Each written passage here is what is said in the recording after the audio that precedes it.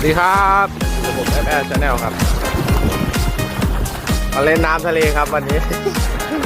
อากาศมันร้อนครับร้อนมากเริ่มร้อนแล้วนะครับ ตอนนี้ฝนก็เริ่มจะหมดแล้วนะครับ